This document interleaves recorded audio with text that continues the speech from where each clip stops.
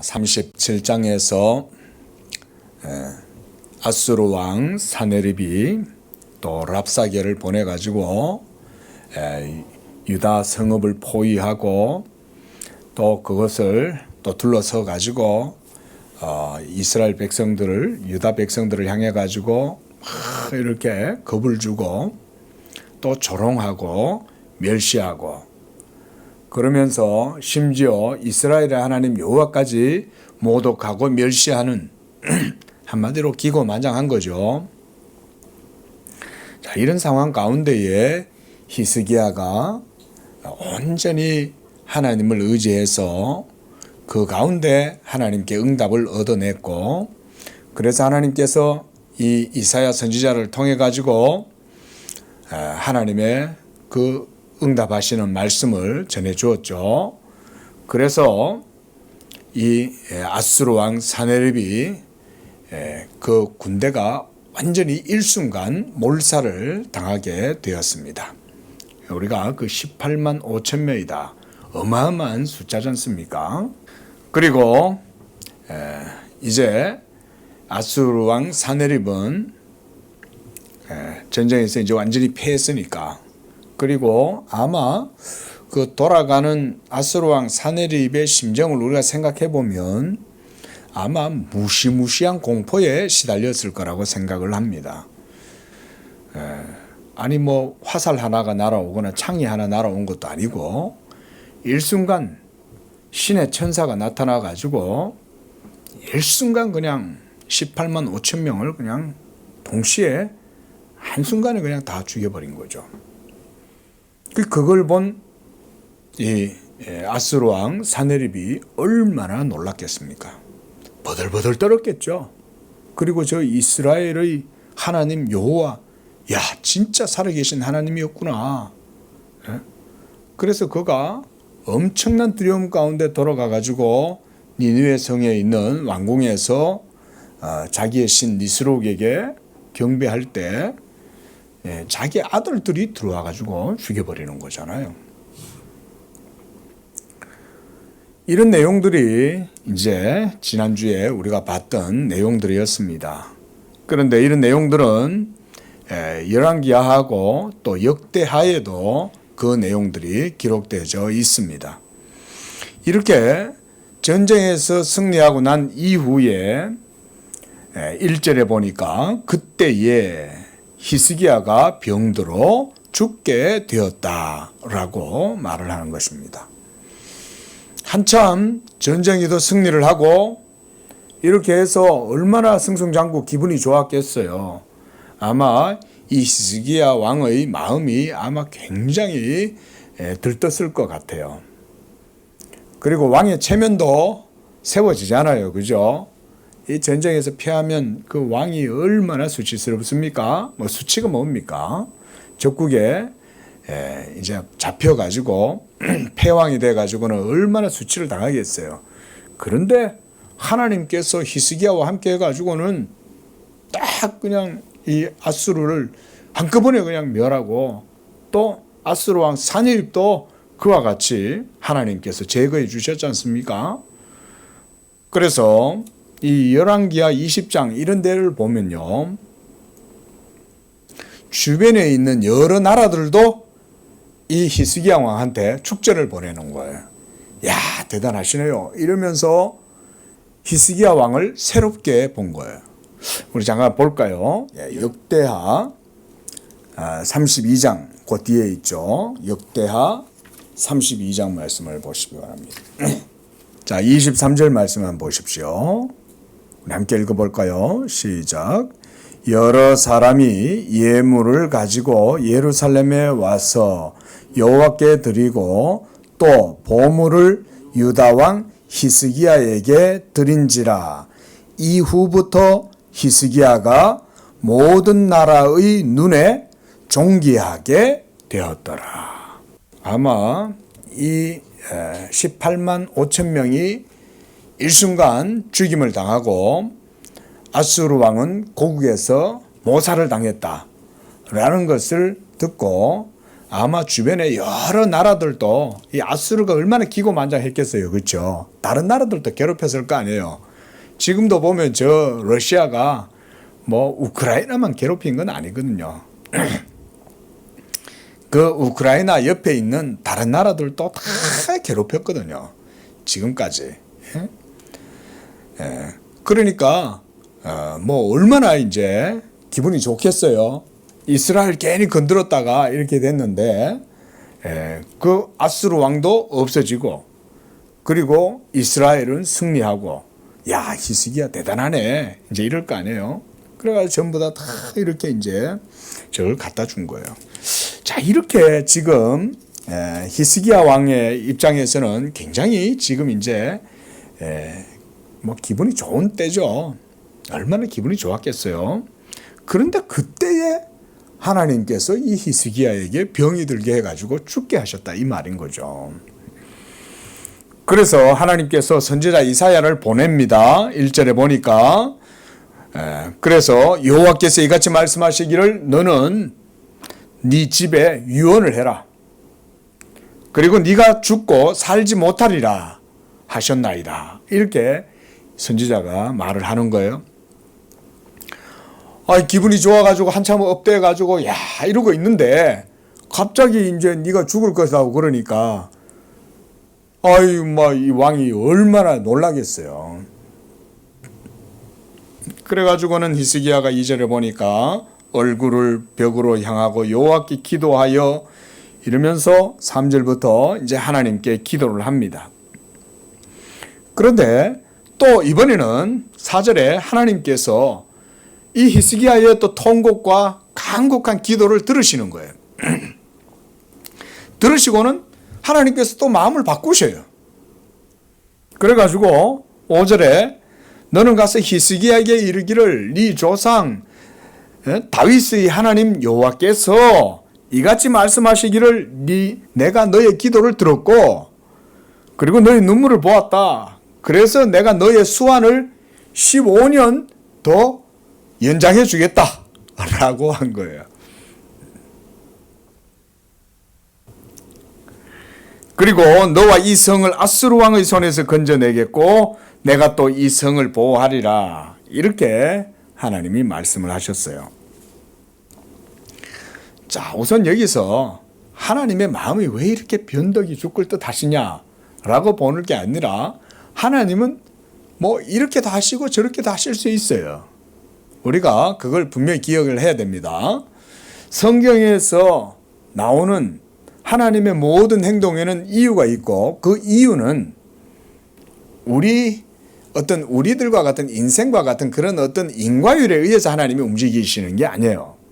여러분 이런 것도 사실은 신학적으로 깊이 따지고 들어가면 우리가 깊은 주제입니다. 하나님은 만사를 어떻게 결정하실까요? 모든 것들을 기계적으로 다 해놓고 이루어 가실까요? 그렇죠. 그게 아니죠. 하나님은 어떻게 하시냐면 만사가 다 자연 질서 순리대로 이루어지도록 돌아가시게 해놓으시되 하나님의 역사는 그 시계 태엽대로 이루어지는 모든 순리대로 하나님의 역사가 이루어지는 게 아니에요.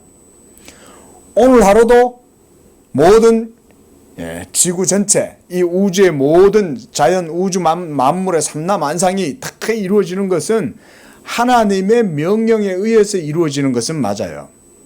그런데 그 모든 것 속에 하나님은 자유롭게 개입하시고 역사하실 수 있어요. 이거 믿으시기 바랍니다. 아니 그래야 우리가 기도를 하지. 안 그래요? 모든 것이 다 기계적으로 폐업처럼 그냥 딱딱딱딱 기어가 딱딱 맞게 그렇게 돌아가는 거라면 하나님께 기도할 수가 없잖아요. 그러면 그렇죠? 모든 게 결정되어 있는데 우리가 어떻게 기도를 해요?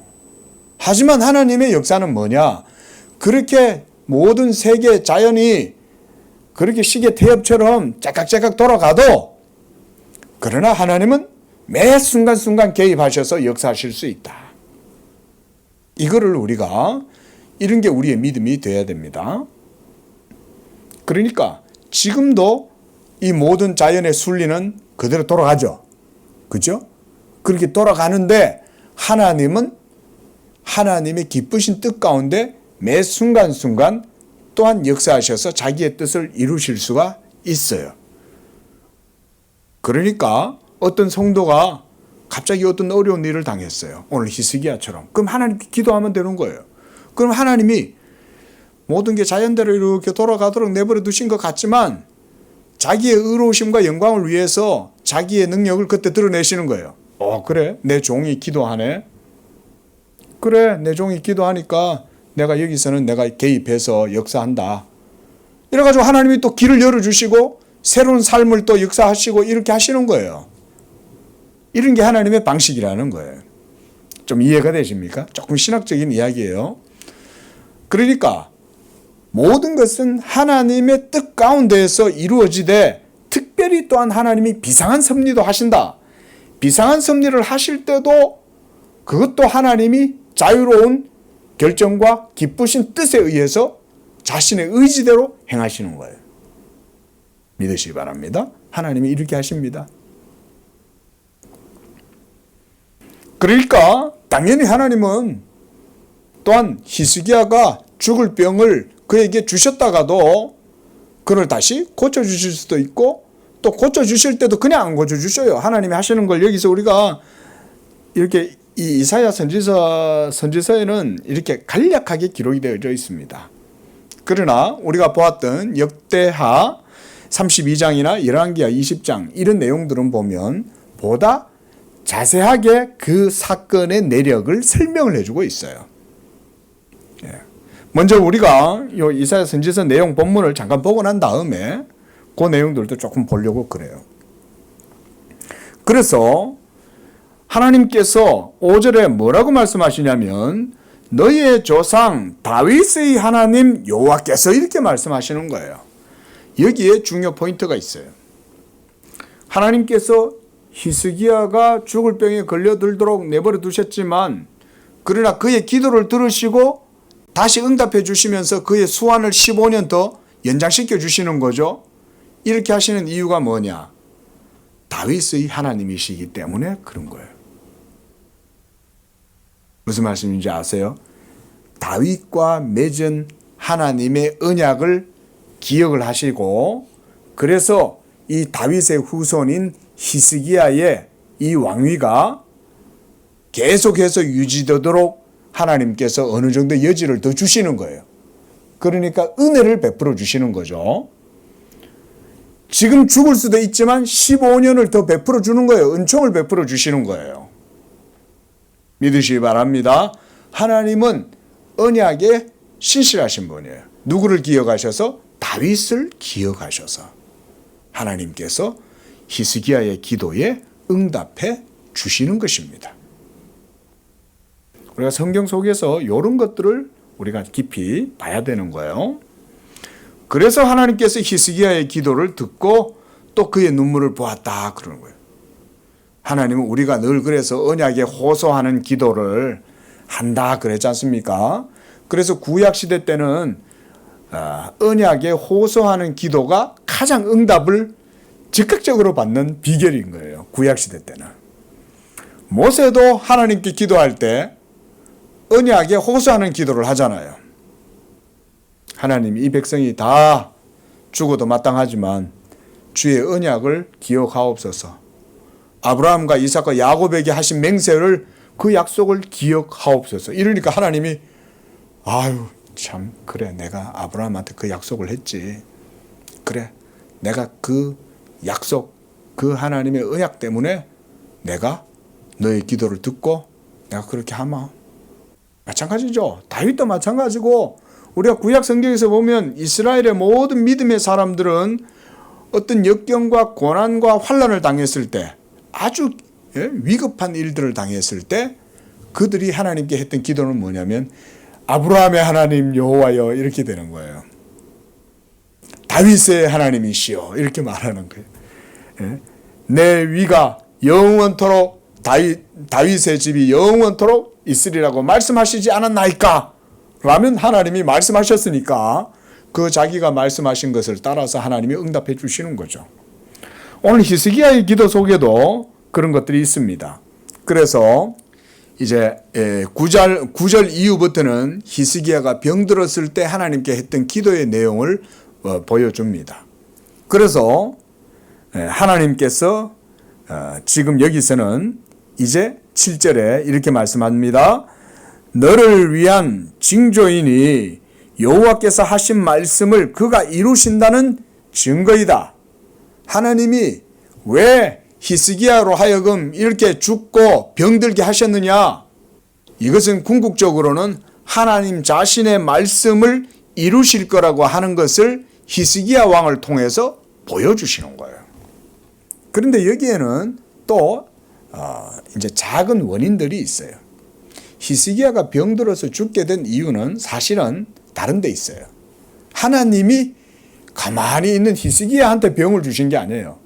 히스기야가 교만병에 빠진 거예요. 자, 열왕기하 20장을 보십시오. 12절. 자, 거기 보니까 그때의 발라단의 아들 바벨론의 왕 브로닥 발라단이 히스기야가 병들었다 함을 듣고 편지와 예물을 그에게 보낸지라. 히스기야가 사자들의 말을 듣고 자기 보물고에 금은과 향품과 보배로운 기름과 그의 군기고와 창고의 모든 것을 다 사자들에게 보였는데 왕궁과 그의 나라에 있는 모든 것 중에서 히스기야가 그에게 보이지 아니한 것이 없었더라. 하나님께서 이 히스기야에게 병을 주시는 이유는 하나님께서 그를 시험하기 위함이었던 거예요. 역대 32장 31절에 보면 바벨론 방백들이 히스기야에게 사신을 보내어 그 땅에서 나타난 이적을 물을 때에 하나님이 히스기야를 떠나시고 그의 심중에 있는 것을 다 알고자 하사 시험하셨더라. 이렇게 말씀하고 있습니다. 그러니까 하나님께서 히스기야에게 이 병을 주신 것은 하나님께서 이로 말미암아 히스기야 속에 있는 이런 심중을 살펴보시려고 이렇게 했다는 거예요. 그래서 하나님께서 이 히스기야의 병을 고쳐주셨을 때에 이 히스기야가 오히려 교만해진 거예요. 이게 참 인생의 연약함이 이런 데서 드러나는 거예요. 우리가 오늘 본문에서 10절부터 보면 히스기야가 이 병 때문에 엄청난 비탄, 이 사망의 고통 가운데에서 하나님께 기도하고 있지 않습니까? 이런 걸 볼 때도 일단은 히스기야에게 믿음이 있는 거예요. 그렇죠? 이런 어려운 일을 당했을 때 히스기야는 다른 것을 구한 게 아니라 벽에다가 머리를 대고는 하나님께 통곡을 하고 기도한 거 아닙니까?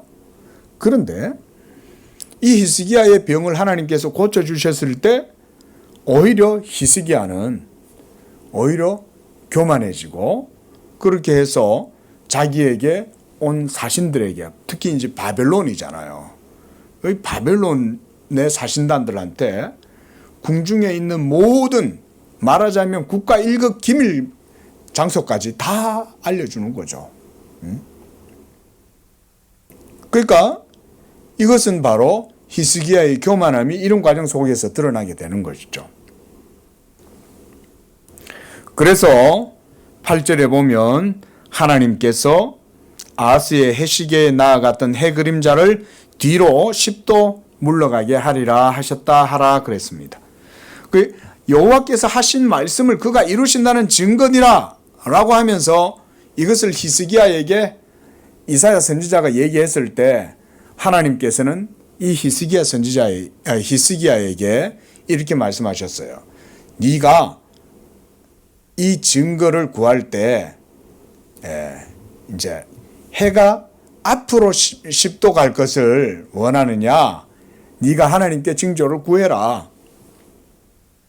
하나님께서 내게 응답해 주시고 내 병을 고쳐 주실 거라는 것에 대해서 내가 무엇으로 알리까? 그때 여기에서 하나님께서 그 증거를 보여주시겠다고 그러는 거죠. 왜 이렇게 하나님께서는 히스기야를 병들게 해서 죽게 하셨다가 또 그를 살려주시고 그러면서 그에게 또 징조를 이렇게 나타내 보여주시는 걸까요? 바로 여기에서 하나님께서는 이 히스기야라고 하는 역사 가운데 아주 유명한 왕을 통해서 하나님의 행하시는 일들을 나타내 보여주시는 거예요. 물론 어떤 한 작은 한 일반 백성들을 통해서도 하나님은 이런 기적의 역사들을 나타내 보여주실 수는 있어요. 또한 하나님은 언제든지 하나님이 기뻐하시는 뜻대로 모든 사람들을 살리기도 하시고 죽이기도 하시고 하나님의 뜻 가운데 모든 일들을 행하시는 것은 맞아요. 그러나 히스기야 왕이라고 하는 역사 가운데 아주 중요한 인물을 통해 가지고 하나님께서는 이 일을 행하심으로써 하나님이 자기의 영광을 드러내시는 거죠. 특히 이 히스기야 이후에 그의 아들 므낫세가 또 통치를 하고 이러면서 그 이후부터 이스라엘 이 유다는 점차 더욱더 부패하고 타락하고 그렇게 해서 결국은 바벨론의 포로가 되는 지경에까지 이르게 되는 것입니다. 그러니까 그런 역사적인 어떤 시점 가운데에서 지금 이 사건을 우리가 봐야 된다 그 말인 거죠. 그래서 이제 여기에 8절에서도 아하스의 해시계, 옛날에는 해시계가 우리나라는 해시계가 보면은 과학박물관 같은 데 가보면 요만하게 생겼잖아요. 그죠? 뭐 좀 더 크면 한 이만하고. 근데 이 당시에 해시계는요. 엄청나게 큰 건축물입니다. 해시계가. 그래서 그 해시계 꼭대기 위에 또 옆에 양쪽에 탑이 두 개가 있고 이러면서 우리나라도 해시계 보면 이렇게 둥근 반구형이잖아요. 그런 것처럼 그거를 엄청나게 큰 건물로 만들어 놓았다고 생각하면 됩니다. 고대에는 뭐 오벨리스크라든가 이런 것들이 보면 큰 탑이 서 있다가 그림자가 탁 돌아가면 그게 이제 시간이 어느 정도 되는가를 알 수가 있잖아요. 그러니까 이 아하스의 해시계도 엄청나게 큰 건물입니다. 그래서 삼각형으로 된 건물이 쭉 이렇게 해가지고 길쭉하게 세워져 있는 거예요. 그러면은 그 꼭대기로 올라가는 계단들이 또 쭉 있어요. 이렇게 쭉. 그리고 그 양옆으로는 또 이렇게 이제 방구형이 이렇게 쭉 건물들이 서 있고 이렇게 함으로써 그림자가 어떻게 비치는가에 대해서 측정을 할 수 있도록 만들어 놓은 거예요. 아무튼 여기에서 해가 앞으로 나아가는 것은 원래 앞으로 나아가니까 그거는 뭐 그렇게 이제 신빙성이 없고 해를 뒤로 10도 물러가게 하는 것, 그림자가 뒤로 10도 물러가게 하는 이런 일들을 이루어지게 하시는 거죠. 하나님께서. 자, 이렇게 해서 하나님께서 이 히스기야 왕의 이런 병을 고쳐주시는 이런 사건들을 보게 됩니다. 그리고 우리가 이제 11절에서 22절의 말씀까지는 이제 히스기야가 죽게 되었을 때 하나님께 했던 기도입니다. 이 기도의 내용을 우리가 잠시 살펴보고 마치려고 합니다. 10절에 내가 말하기를 나의 중년에 스올의 문에 들어가고 나의 여생을 빼앗기게 되리라 하였도다. 이제 이 일이 일어나게 된 게 히스기야 왕이 재위하고 나서 14년 만에 이루어졌다. 이렇게 이제 주석가들은 설명을 합니다. 그러니까 한참 젊을 때잖아요. 자기 아버지 아하스가 이제 죽고 그러고 나서 이 히스기야도 이제 14년, 그러니까 한참 잘 나갈 때잖아요. 아스루 왕도 물리쳤고 이제는 주변에 있는 모든 나라들도 이 히스기야 왕을 존경하게 되고 히스기야 왕이 높아지고 이런 때에 하나님께서 이 히스기야를 치시는 거죠.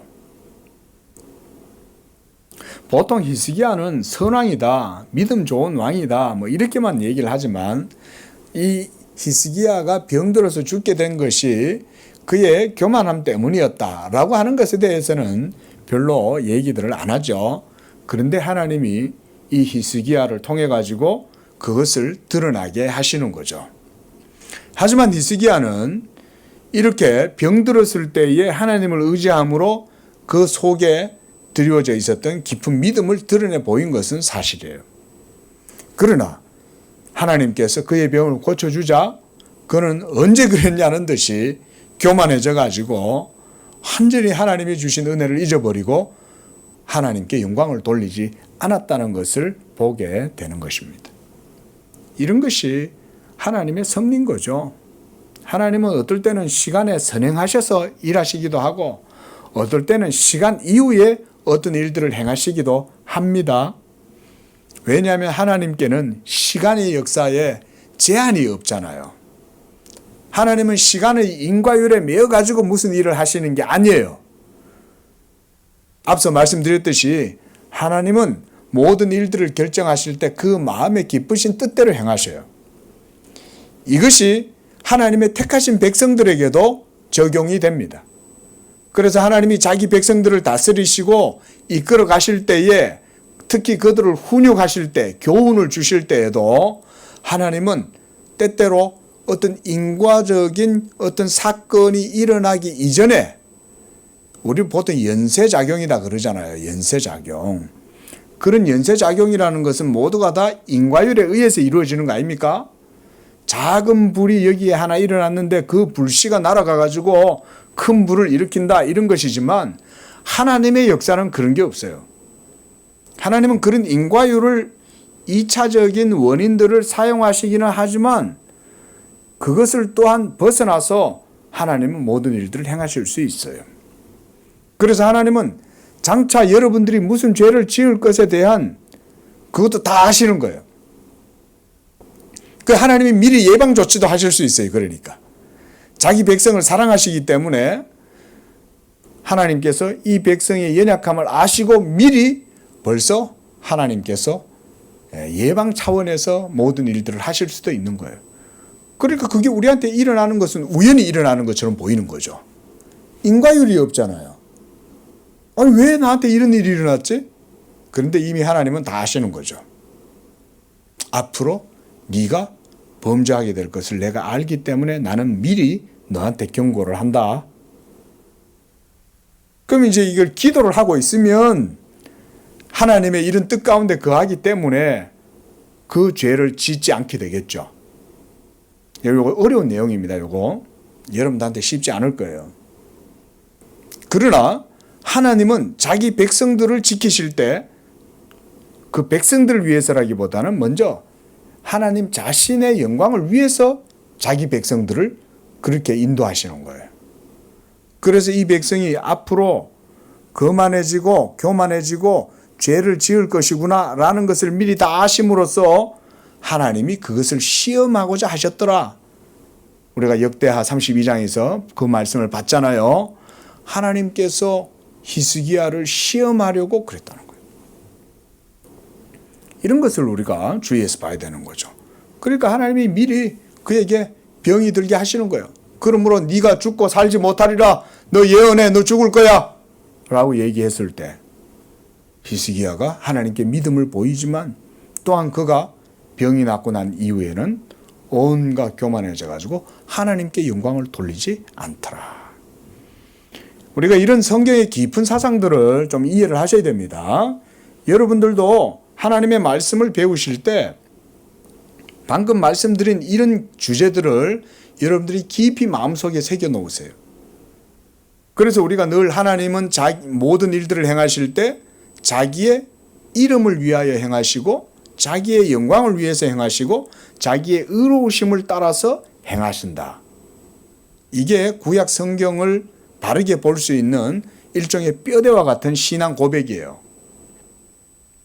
여호와는 나의 목자시니 라고 우리가 노래할 때는 하나님이 나의 목자라는 것만 얘기하지 그가 자기를 위하여 나를 의의 길로 인도하시고 이런 거는 잘 못 보잖아요. 그렇죠? 시편 23편에 보면 여호와는 자기의 이름을 위하여라고 분명히 말하거든요. 왜 그가 나의 목자가 되시냐? 그건 자기 이름을 위하여 나를 자기의 길로 의의 길로 인도하시는도다 그러잖아요. 그뿐만 아니죠. 우리가 이사야 선지서를 보고 있지 않습니까? 하나님께서 이렇게 자기 백성들을 인도하실 때에도 다 그게 모두가 다 하나님이 역사의 주권자요, 그 역사가 하나님 자신의 영광을 위한 것이라는 것을 보여주는 거잖아요. 나는 여호와라, 이는 내 이름이라.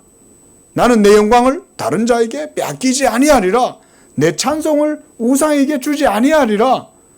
나는 나를 위하여, 이렇게 말씀하시는 거예요, 하나님 자신이. 자, 여러분, 하나님이 하나님 자신을 위하여 라고 하는 이런 표현이 하나님께 합당치 않습니까? 합당하죠. 그렇죠? 여러분들도 만약 여러분들의 어떤 그 자존심, 명예, 영예를 위해서 하실 거 아니에요. 우리가 무슨 도덕적 선행을 하나 했어요. 그래서 아주 힘들고 어려운 사람 하나를 도와주었어요. 그래서 선행을 베풀었어요. 그랬을 때 여러분들 마음속에 그것으로 말미암는 자부심이 생깁니까? 안 생깁니까? 생겨나죠. 그런 게 다 우리가 하나님의 형상을 닮아서 그런 거예요. 도덕적 본성을. 그러면 그건 당연히 하나님께도 당연하겠죠. 하나님이 세상을 왜 창조하셨냐? 그건 자기의 영광을 위해서 하셨다. 우리가 늘 말씀드리잖아요. 그럼 이 세상이 유지되는 것도? 그러면 그것도 하나님이 자기 영광을 위해서 지금 유지시키시는 거예요. 그러나 인류가 그 하나님께 반역하고 언약을 거슬러서 범죄했을 때 하나님은 그것조차도 허락하시는 거죠. 그리고 그 세계를 하나님께서 완전히 파괴시켜 버리시는 것이 아니라 자기의 이름을 위해서 여전히 타락하고 부패한 세대를 유지시켜 주시는 거죠. 그 가운데에서 하나님이 자기의 이름을 위하여 자기의 영광을 드러내시는 거죠. 그것이 바로 예수 그리스도의 십자가의 방식으로 드러났다. 우리가 그렇게 말씀을 드리는 거죠. 이런 게 우리가 개혁주의의 정통 개혁주의적인 이런 역사에 대한 인식이고 해석인 거예요. 우리가 성경을 이렇게 봐야 성경의 모든 앞뒤가 아구가 맞아떨어 들어가요. 안 그러면 우리는 원인과 결과, 인과율에 의해서만 성경을 보면 이게 해석이 안 돼요. 그리고 하나님이 이상해 보이는 거야. 하나님은 떡 주고 약 주고 병 주고 약 주네. 막 이런 식으로 하나님은 마치 폭군과 같이 이렇게 보는 거죠. 그러나 오늘 우리가 히스기야를 통해서 이런 사건들을 볼 때 물론 단적인 하나의 사건이긴 하지만 이런 것들을 통해서도 우리가 그걸 볼 수 있잖아요. 하나님은 히스기야 왕을 통해 가지고 자기의 영광을 나타내시는 거예요. 그렇게 따지면 히스기야가 선왕이 된 것, 그가 하나님 앞에 믿음으로 온전히 하나님께 영광을 돌렸던 좋은 왕이 되었던 것도 그래 따지면 하나님의 은혜인 거죠. 우리가 지난주에도 그런 말씀을 받지 않습니까? 히스기야 왕이 선왕이 될 수 있었던 것조차도 하나님께 영광을 돌리는 거다. 여러분들이 하나님께 대한 순수한 믿음을 가지고 하나님을 경외하고 섬기는 것도 그조차도 하나님의 은총이다. 이렇게 믿으시기 바랍니다. 오늘날 우리 모든 성도들에게 이런 신앙 고백이 좀 많이 있어야 되는 거예요. 내가 예수를 믿으니 하나님 저 믿었죠? 그러니까 응답해 주셔야 되겠죠? 이런 식의 정말 저급한 신앙이 있어서는 안 되는 거예요. 내가 이미 믿었다면 그 믿음을 통해서 하나님의 하나님 되심을 고백하게 되고 그러면 그 하나님께 온전한 영광을 돌리는 거죠. 우리가 선택론, 예정론 이런 거를 얘기할 때도 마찬가지인 거예요. 아니 하나님이 나를 예정했다면 하나님이 모든 것들을 다 작정해 놓으셨다면 그러면 내가 뭐에 기도하고 뭐에 믿을 필요 뭐 있어? 믿기로 택한 자는 믿게 된다며 이렇게 얘기하는 것은 하나님을 인간의 수준에서 지금 격화시켜 갖고 이해하는 거다 이거예요. 진짜 하나님을 믿는 사람은 오히려 하나님이라면 당연히 그렇게 하시지. 하나님이 자기의 이름과 영광을 위해서 당연히 예정하고 작정하시고 자기의 기쁘신 뜻대로 그리스도 안에서 하나님께서는 은총과 긍휼과 자비를 베풀어 주시지. 이래야 이게 진짜 예정론을 바르게 고백하는 건 거예요. 근데 그렇게 하나님을 이해를 못하고 믿음이 없으니까 그저 하나님의 모든 걸 자기 뜻대로 행한다? 하나님이 뭔데? 자기 마음대로 하는 거야. 이런 식으로 나오는 거예요, 이게.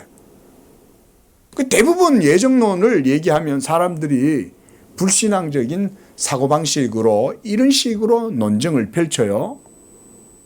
하나님이 뭐 깡패야? 하나님이 무슨 폭군이야? 왜 자기 마음대로 모든 걸 해? 그러면 우리에게는 의지가 없어? 우리 의지를 무시하는 거야? 이런 논조들이 모두가 다 뭐예요? 하나님을 멸시하는 거죠. 하나님이 어떤 분이에요? 그렇죠? 우리가 오늘 새벽에도 그런 말씀 드렸지 않습니까? 하나님이 어떤 분입니까? 하나님은 모든 것을 원하시는 대로 행하실 수 있어요. 그래서 우리가 신앙을 여러분들이 하나님의 말씀을 배워가실 때 한번 따라하겠습니다. 하나님 되심. 이거를 여러분들이 말씀을 배우면서 하나님을 배워가는 거예요. 하나님이 그리스도 예수 안에서 우리에게 자비하신 이유는 하나님의 의로우심을 나타내려 하심이구나. 하나님이 그의 아들 예수 그리스도를 이 세상에 보내신 것도 결국은 이런 하나님의 자기 영광을 위한 자기 열심을 드러내 보여주시는 거구나. 이런 게 우리 개혁신앙의 신앙 고백이에요. 네? 우리 한 번 더 따라해 볼까요? 하나님의 자기 영광을 위한 자기 열심. 그래서 여호와의 열심히 이를 이루리라. 하나님께서 이 히스기야에게 그걸 말씀해 주신 거예요. 하나님이 열심으로 이 일을 이루신다는 거예요. 이걸 누구를 통해서 보여주셨다는 거예요, 지금? 유명한 왕 히스기야를 통해서 보여주신다. 성경에는 이런 사건들이 많습니다, 여러분. 욥기도 마찬가지죠. 무다히 가만히 잘 있는 하나님을 잘 섬기던 욥에게 하나님께서 시험을 허락하시잖아요. 하나님은 그런 분이에요. 여러분 이걸 받아들이실 수 있기를 축원드립니다. 이거 받아들이실 수 있는 분은 깊은 신앙 가운데로 들어간 사람인 거예요. 그럼 거기서는 죽음조차도 거기에선 다 녹아나. 죽음도. 죽는 문제도 하나님 앞에서 그거 아무것도 아니죠. 하나님은 나를 죽음 가운데서도 살려내실 수 있잖아요. 오늘 히스기야 기도 속에도 그걸 볼 수 있어요. 18절에 보세요. 수월이 주께 감사하지 못하고 사망이 주를 찬양하지 못하며 구덩이에 들어간 자가 주의 신실을 바라지 못하되 오직 산자 곧 산자는 오늘 내가 하는 것과 같이 주께 감사한다는 거예요. 하나님 안에 있고 하나님을 믿고 경외하는 사람, 믿음의 사람은 죽음, 스올, 여기가 이제 지옥이란 말이에요. 게헨나. 스올이라고 하는 이런 곳에 처해 있어도 사망의 깊은 어두운 골짜기에 드리워져 있어도 그는 그곳에서 주께 감사할 수 있다. 그게 바로 하나님께 대한 신앙 고백이죠. 하나님은 살아계신 하나님이잖아요.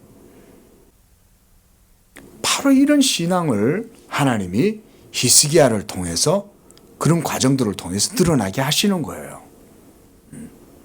하나님은 자기의 이름을 위하여 행하시는 줄로 믿으시기 바랍니다. 하나님은 병을 고치실 수도 있고 또한 그 병 가운데에서 그들을 내버려 두실 수도 있어요. 저희 어머니 이제 저희 어머니 말씀을 또 드리는데 서울대학 병원이잖아요. 그 서울대학 병원에 그 들어가기가 힘들거든요. 그 어머니가 병이 발병이 되고 나가지고 보름 후엔가 서울대학 병원에 들어갔어요. 그렇게 되기 어렵습니다, 사실. 몇 개월 기다려야 되거든요. 길게는 뭐 1년 넘게 기다려야 되고. 근데 그 바로 병상 옆에 계시는 분이 어떤 뭐 섬에서 목회하시는 목사님 사모님이셨다고 그러는데 당시에 진짜 서울대학 병원에서 야단이 났대요. 그분 때문에. 분명히 이분의 암이 재발이 돼가지고 전신에 병이 다 퍼져 있었던 거예요. 그래 그 이제 의사 말로는 2개월 못 산다 그랬대요. 2개월을 못 산다고 해요. 온몸에 다 퍼져 있었기 때문에. 근데 그분이 어느 날 싹 다 사라진 거예요. 암세포가. 그 제 어머니 바로 옆에 침상에 있는 분이에요. 그래서 성격이 얼마나 까칠한지. 제 어머니도 말기암으로 들어가 계셨는데, 예? 뭐 사모님이란 분이 그걸 까칠해가지고, 얼마 옆에 권사님이 있으면 좀 이렇게, 아니 권사님, 아이고 어떡해요 이러면 좀 위로도 해주고, 서로 이제 죽을 판에 둘 다 암이 걸려갖고 죽을 판인데, 그러면 좀 그러면 좋은데 이 사모님은 또 왜 그렇게 또 까칠한지. 그래가지고 우리 어머니가 또 그분 때문에 마음의 상처를 많이 받은 거예요. 그래서 제가 이제 그 사역을 하다가 이제 어머니한테 이제 들러가지고는 이렇게 가니까 마음이 막 상해가 있는 거예요, 어머니가. 그래서 저보고 그러는 거예요. 저렇게 지지리 같은 저런 사람을 하나님은 고쳐주고 왜 나는 안 고쳐주시냐고. 저한테 막, 그러니 제가 이제 아들이 목사니까 저한테 그런 막 한탄하시는 거죠. 하나님은 왜 나는 안 고쳐주고 저 사람은 고쳐주냐는 거예요. 그런 말씀 하는 거 이해 안 되세요? 그죠? 본인도 죽게 됐는데 옆에 이 사람은 2개월도 못 산다는데, 우리 어머니는 6개월 산다 그랬는데 딱 6개월 사시고 돌아가셨어요. 의사 말이 안 틀린 거예요. 그러니까 2개월 산다 그러면 이 사람은 2개월밖에 못 사는 거예요. 서울대학 병원의 의사가. 예? 정말 내가 그랬어요. 우리 저 의사한테 얘기해 주셔도 괜찮다. 우리는 믿는 사람들이라서 그런 것만 듣고 뭐 크게 그러지 않으니까 몇 개월 사시냐. 6개월 산다 그랬어요. 진짜 딱 6개월 살았어요, 어머니가. 그러고 나서 5월 달에 돌아가셨거든요. 그 이 사람은 2개월 못 산다고 그랬는 사람인데, 들어와가지고는, 그래가지고 우리가 보는 앞에서 재발, 그거 교육이 있어요. 재발 방지 교육. 이게 암이 다시 자라나지 않도록. 그거 여러분 받고 나갔어요. 그 교육 받는 걸 우리가 보고 간 거예요. 제가 그때 그걸 통해서 느낀 게 있어요. 아, 하나님은 자기의 사랑하는 백성들에게 은총을 베풀어 주실 때 지질이 같아도 저렇게 못나도 하나님은 살려주시는구나. 저희 어머니가 바로 그 다음 날 믿음으로 이걸 극복한 거야. 그래갖고는 갔는데 제보고 그러더라고요. 아이고, 저걸 못나도 하나님이 부족하고 연약한 자를 사랑하신다는 것을 보여주시는구나. 아유, 그러시더라고요. 제가 그러니까 그 말씀이 그 어렵고 힘들 때잖아요. 참 이 아들 입장에서는 모친이 죽어가는데 그 상황에서 그런 말씀 하시는 게 얼마나 이게 마음에 남겠어요. 그게 제가 평생 못 잊는 거예요, 그거를. 그게 또 목사인 저한테도 신앙의 교훈이 돼요. 하나님은 이렇게 부족하고 연약한 이런 모질이 같아도 하나님은 살려주신다 이거죠. 은총을 베풀어 주신다 이거죠. 그 교회 성도들은 또 얼마나 기도했겠어요. 그래 까칠한 성도가 또 성도들한테 또 어땠는지 몰라도 하나님이 살려주시는 거 아니에요? 그러니까 그 의사가요, 저보고 뭐라 그러는지 아세요? 의사는 그런 말 하면 안 되거든요. 의사가 저한테 그러는 거예요. 혹시 압니까? 이러는 거예요. 여러분, 서울대학 병원의 의사가 그런 말 했다 하면 그거 징계받을 수 있어요. 그렇죠? 근데 의사가 혹시 이런 일도 일어날 수 있지 않냐. 그러니까 저를 위로해 준다는 게 그런 식으로 위로를 해 주는 거예요. 네? 서울대학 의사가 여러분 그런 말을 했다는 거는요, 있을 수가 없는 일인 거예요. 그게 의사들은. 네. 근데 자기네들은 그걸 경험했으니까 아마 모르긴 몰라도 그 사람뿐만이 아닐 거예요. 여러분 살다 보면 하나님께서 어떤 상황에서 하나님이 은총을 베풀어 주시면 그게 살아나는 거죠. 믿으시 바랍니다. 하나님이 은총 베풀어 주셔갖고 살리시면 사는 거예요. 그러나 또 고쳐주시지 않을 수도 있어요. 고쳐주시지 않아도 그것도 하나님이 그냥 그렇게 허락하시고 내버려 두시는 거예요. 자, 말씀을 맺겠습니다. 히스기야의 기도는 우리가 믿음의 기도였다. 히스기야의 기도를 분석하기 위해서는 우리가 좀 시간이 필요해서 그냥 넘어가겠습니다. 하지만 이런 사건들을 통해서 하나님께서는 결국은 모든 역사의 원인이 하나님께 있고 하나님의 주권 가운데 모든 일들이 이루어지고 하나님이 자기 백성, 자기의 언약을 위해서 하나님의 성실하심으로 모든 일들을 자기 열심으로 행하신다. 이런 거를 우리가 이런 교훈 속에서 얻을 수가 있다는 것입니다. 그리고 하나님은 역사의 인과율 속에서 역사하시는 게 아니라 이미 자기의 백성들은 만세전에 택했기 때문에 그 백성이 앞으로 어떤 죄를 지을 것인지 알고 어떤 위험에 빠질 것인지를 알고 하나님은 미리 그 길을 내놓으신다. 이런 게 저는 중요한 교훈이라고 보는 거예요. 하나님은 벌써 히스기야가 죄를 지을 것을 아는 거예요. 벌써 이기니까 막 종개져 가지고 막 이러고 있을 때, 득이양양해 가지고 있을 때 하나님은 히스기야에게 이런 병을 주시는 거예요. 그리고 그를 시험하시는 거예요.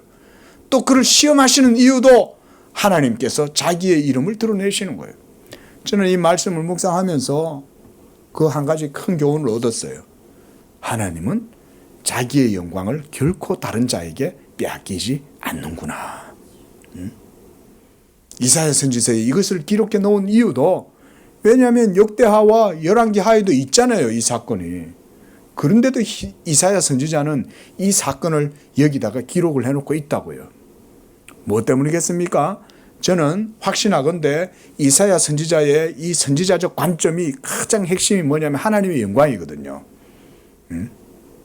그 하나님이 자기 열심을 위해서 자기 이름을 위하여 이 일들을 행하신다는 것을 히스기야를 통해서 나타내셨기 때문에 이사야 선지자는 이것을 지금 우리에게도 기록해 놓고 있다.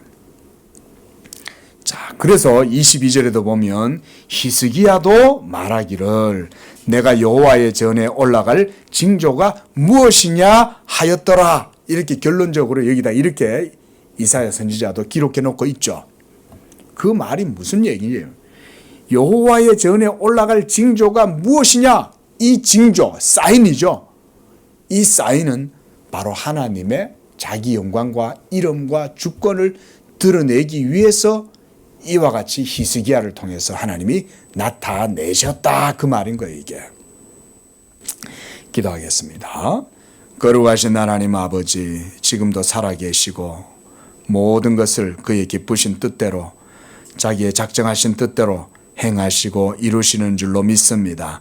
특별히 하나님께서는 자기의 이름을 위하여 빼신 백성, 택하신 백성들을 이 땅 가운데서 인도하실 때 그것 또한 하나님의 영광을 위하여 자기의 열심으로 이 일들을 행하시는 줄로 믿습니다. 우리 양재교회 성도들은 이와 같이 하나님을 믿되 하나님의 하나님 되심을 인정하고 고백하여 그 주권의 하나님, 모든 것들을 기쁘신 뜻대로 행하시는 그 하나님께 온전히 영광을 돌리는 그런 믿음의 고백으로 살아가는 성도들 되도록 인도하여 주시옵소서. 예수 그리스도를 통해서 우리에게 구원을 베푸시는 그 하나님이 하나님의 이름과 영광과 의로우심을 믿음 가운데 나타내시고 영광 받으시는 줄로 믿습니다. 거룩하신 예수님의 이름으로 기도합니다. 아멘.